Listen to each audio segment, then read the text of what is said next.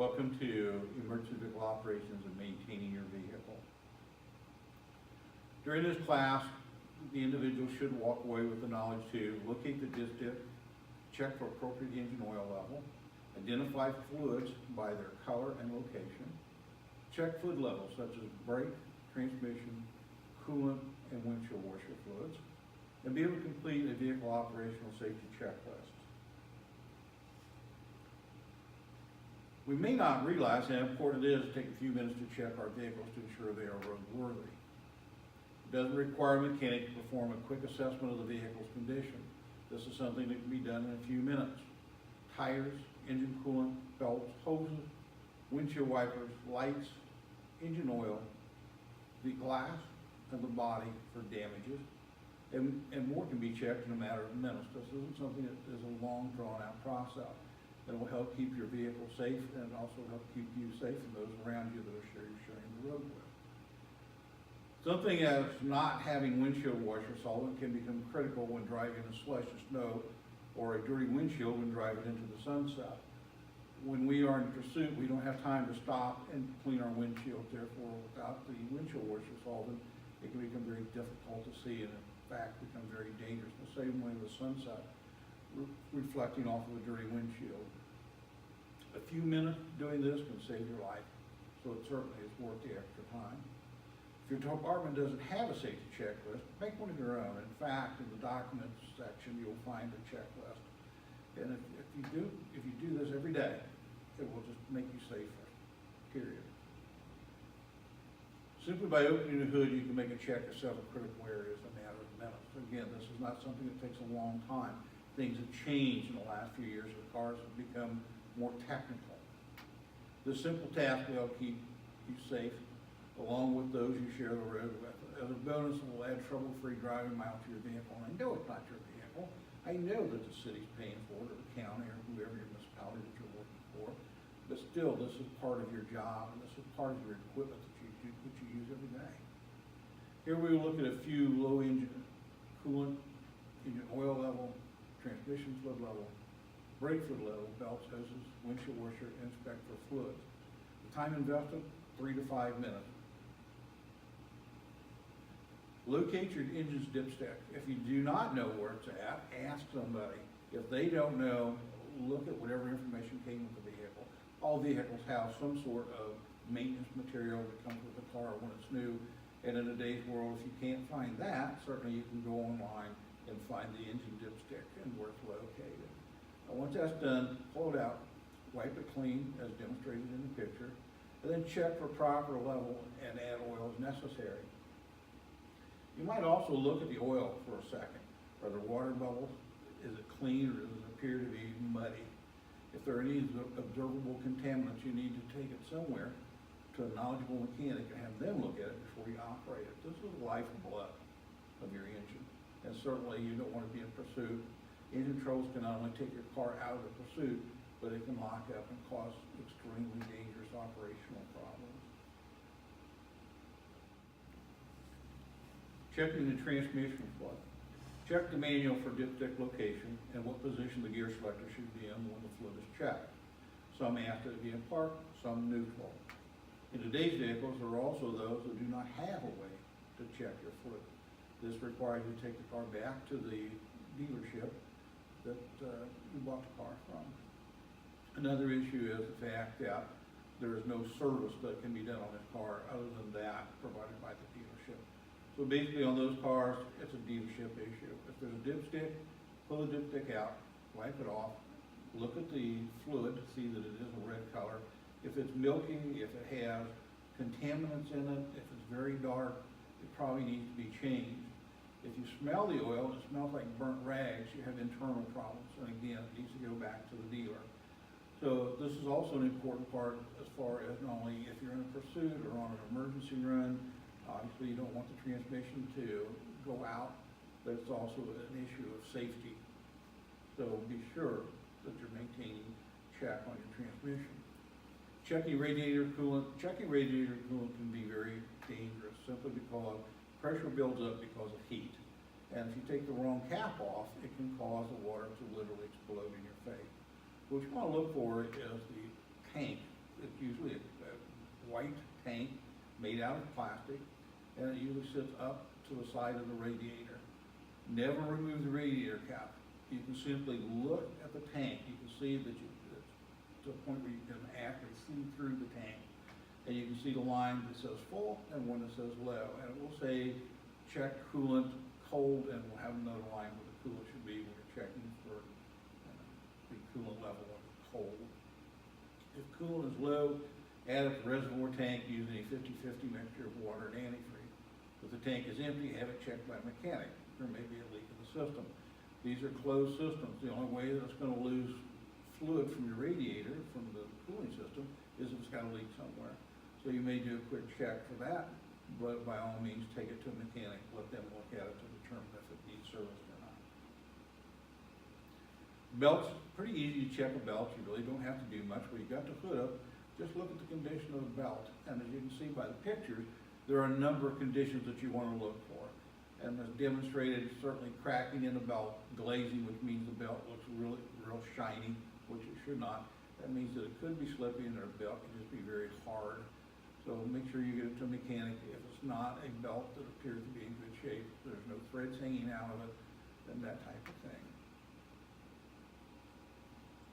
Radiator hose inspection, look for the obvious, such as cracks or leaks. Check at the clamps for leaks or loose clamps. And in today's world, you can see that years ago they had what they called screw clamps, they had wire clamps, but in today's world they have clamps that make it easier for them to assemble the vehicle at the factory. And again, if it's leaking, there's no way to tighten it up. It is pre-set at the factory due to the tension that's placed on it by the clamp. So if you've got a leak around the clamp, the only thing you can do is take it to the mechanic and have them replace the clamp. If the hose feels soft when you squeeze it, it means that there's problems with the hose. The hose should feel firm. It should not be squishy in your hand. There should not be linear cracks in the hose, and those are important things to look for. And again, while you're here, look around the top of the radiator and make sure that you don't see any visible signs of leakage of coolant. Windshield washer fluid, again, you can see them. They're out in the open. They're not hidden anywhere. And usually will have a logo on top of it, as you see in the picture. Don't confuse this with the coolant tank. Use only fluid designed to be used in cold weather specifically for this purpose. If you just put water, when it freezes, it will rupture these tanks and they'll have to be replaced. And again, if you don't, all you have to do is open the lid and pour in a 50-50 mix of coolant and antifreeze, and you're good. If you want to have it checked for temperature, in other words, you're not sure if it's going to withstand the cold temperature, take it to the mechanic and they can check with hydrometer to see if it's going to withstand the cold temperatures that we get here in Indiana. Power steering fluid. Again, with modern technology, this has changed a little bit. It used to be that all cars had a hydraulic pump, and that hydraulic pump had a cylinder that made your car steer easier, simple hydraulics. In today's world, that has changed somewhat. If you have true hydraulic, true electric steering, it's accomplished with an electric motor assist, so there's no fluid involved in it, so you won't have a tank. If you're not sure if your car has this or not, and you can't find a pump on your car somewhere, simply look in your manual or go online, and it will tell you if your car is equipped with true electric steering. Well, on the hood, make a visual inspection for any fluids that are either puddling, dripping, or obviously wet spots around the engine. If the car has a lot of miles on it, it may be that it's got a certain amount of oil leakage. That's not abnormal. But where you see puddling or dripping, that is not normal. And again, it may not be a spotless engine compartment because of the years of driving and the miles of driving. That is somewhat normal. But again, if you see puddling or leaking, that is not. If you're not sure if the engine bay has displayed an unusual amount of oil and grime, ask somebody who's knowledgeable. If you look and it just doesn't look right to you, then by all means go to a mechanic. They will be able to tell if it's something that is normal or if it in fact is abnormal. Spots on the ground where you normally park tend to indicate a leak. The front of the vehicle, you might see red fluid. This could be transmission coolant because your power steering also would look red because of the fact that it uses the same fluid as your transmission does if you have an automatic. Orange, blue or green fluid, could be coolant or windshield washer fluid. Dark black is likely engine oil. If you see any of them, take it somewhere and have it diagnosed to make sure that you don't have something that's going to create a safety issue for you. Fluid on the inside of any tire is most likely brake fluid, which means that now you could have brake failure. So make sure that these types of things are taken care of immediately. If it looks dangerous, don't drive the car. Call somebody and have them come to you rather than risk a brake failure. Dark heavy fluid at the rear center of a vehicle would indicate differential grease. Now, again, this is with the rear wheel drive car. Nowadays we have front wheel drive cars, and the rear differential does not have grease in it because it is now on the front of the car with front wheel drive. Gasoline has a very distinct odor. If it's detected, there should be a search for a possible leak. If it's strong, do not drive the car. Gas is obviously highly flammable, and sparks could initiate a fire. If you have a place where you normally park, you can also slide a piece of paper underneath your vehicle so that the drips will be more obvious color-wise. Dripping on blacktop can change the color of the fluid, so therefore if you can get a piece of cardboard, slide it into the vehicle, you'll have a pretty clear sample of what kind of fluid is leaking for your vehicle. And you can do the same thing with the rear of the vehicle. You can find these charts at almost any auto parts store. All you have to do is go in and ask for them, and it will tell you what colors of oil might be coming from what part of your engine, and it just helps you decipher what might be going on with your vehicle. So stop by anywhere, any auto parts store, and they'll be glad to give you one of these charts to help you assist with determining if you have a leak, where that leak might be, and what it may have costed. Take a walk around your vehicle. Just by looking, you can get a lot of information as to the safety and condition of your vehicle. Condition of the tires is important. In today's world, tires last longer than they ever have. They're made of better material. They're made to last longer. And so consequently, sometimes we forget about that. But it's just not the wear of the tires, it's how the tires are wearing that you need to observe for also. You can look at your windshield wipers. Are they torn? Are they stuck to the windshield? A lot of times the heat will actually cause the wipers to literally stick to the windshield. So pull them away from the windshield. If they're stuck to the windshield, chances are that when you turn them on, it's going to pull the rubber off the wipers. Lights, including all emergency lighting. I know that a lot of times, particularly with law enforcement, you've got a vehicle that maybe somebody else uses besides yourself. And how do they take care of the car? Are they checking these things? Do they tell other people that come on shift? One of the benefits that fire services have, usually their vehicles are parked inside, and almost every day, it's a lot simpler to do a check on the vehicle than it is trying to stay up, particularly if you're changing cars or somebody's sharing cars, that kind of thing, and it's outside, it's cold, and those types of issues arise. But it's something that needs to be done. Look for chips or cracks in the glass. And the reason you need to do that is, in a lot of instances, a very small crack will become a very large crack in short order, particularly in cold weather. Something hits your windshield and all of a sudden the crack goes all the way across your windshield. So even though it appears to only be a small crack, certainly get it taken care of. General body condition hasn't been banged or beat around, particularly if somebody else is driving the car. You don't want to share the responsibility of a broken tail light, a crushed fender, so make sure you do a walk around. One of the ways you can check your tires is take a penny out. And you can see that if you put Lincoln head down in the tread, if it does not cover his hair, then there's about 2/32 of tread. And that's dangerous to drive on 2/32 of tread. It can cause hydroplaning and a lot of other issues by doing that. 6/32 of tread is where you want to start watching tires, but they are safe to drive. And you can see by inserting a penny where it's at on the memorial. The other thing you want to look for as you walk around the car is tread patterns.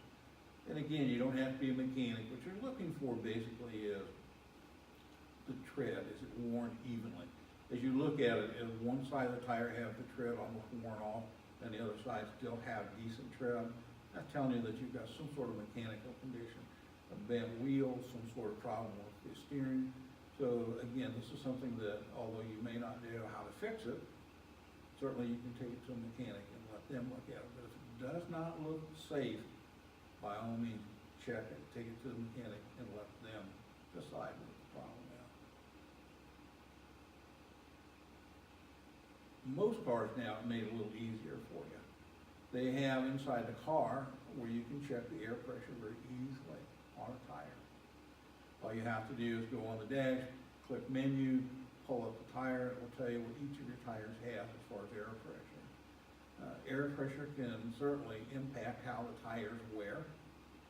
Heat will raise tire pressure, while cold will have the opposite effect. In other words, as you drive, the temperature goes up. As the temperature goes up, air pressure goes up, which means the tires become overinflated, they become harder. They also have a tendency to crown in the middle, which means you have less rubber on the road.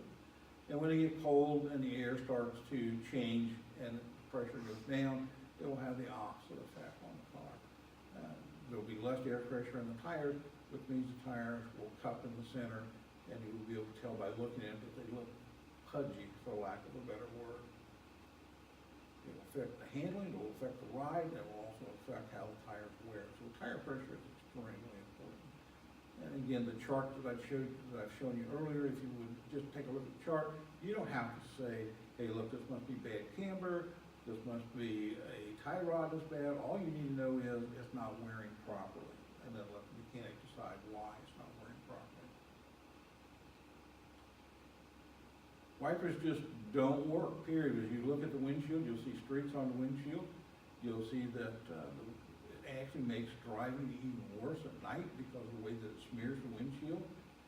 And when they get to that state, it's too late to repair them because why? Because you're already in a situation where it's dangerous because it's raining out and possibly late at night and there's nowhere to get it done. So that's why you check them as you walk around the car before you have that condition arrive. Look at the rubber. Is it torn? Is it split? Does it look like it's got chunks out of it? As we said earlier, hot sun can cause them to deteriorate and actually stick to the windshield. The effectiveness of wipers can also be checked by spraying wash or solvent on the windshield to determine how well the water will be removed during a rainstorm. So you don't have to wait until a rainstorm. Turn your wipers on. Shoot some of your solvent on the windshield and see how it removes it. If it doesn't remove it, if it streaks, then you need to get your wipers replaced. Or there's a film buildup on your windshield and you need to correct that simply by washing your windshield with a good cleaner. Enlist the aid of a second person to help you check lights. It'll be a little faster, and it can be accomplished. It certainly can be accomplished by a single person, but it'll be faster with two. Emergency lights should be checked at this time as well. When we talk about lights, we're talking about all the lights on the vehicle. Operating a police vehicle with any non-functioning light is dangerous, plus it looks unprofessional.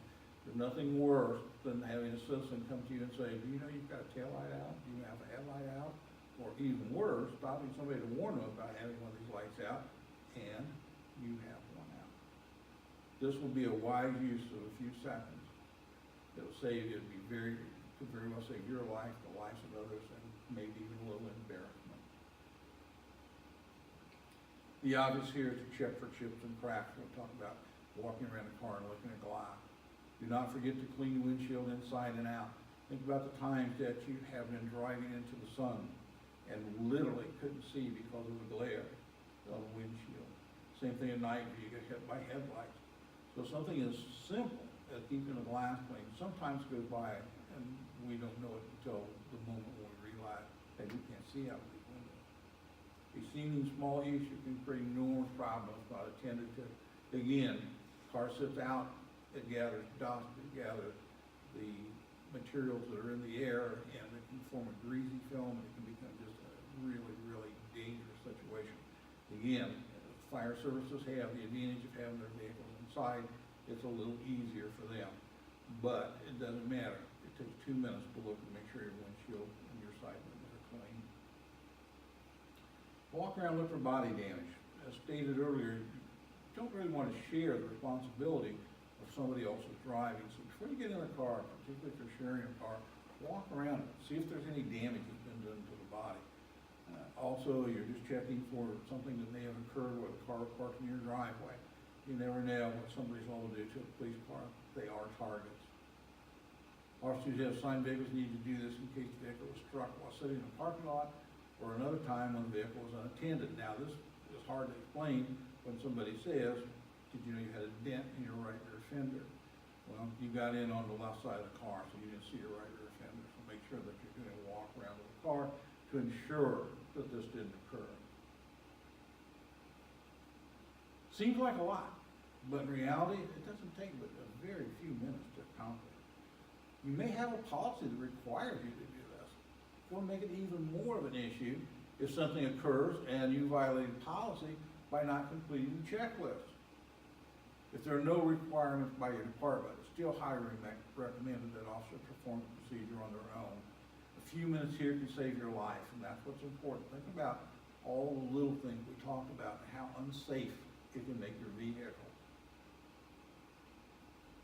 What I want you to do now is look in the back of your manuals. In the back of your manuals, you will find a maintenance safety inspection form. What I'd like for you to do is take that form, go out to your vehicle, and perform a safety check on your vehicle. It should not take more than 15 minutes to do. Well, what I'd like you to do is bring that form with you at the end of day briefing.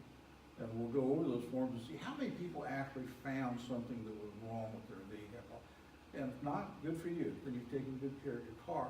The other thing that I'd like for you to do is take that form, do the check, and again, it should take you no more than 10 or 15 minutes, and that should also allow you time to take your 10-minute break.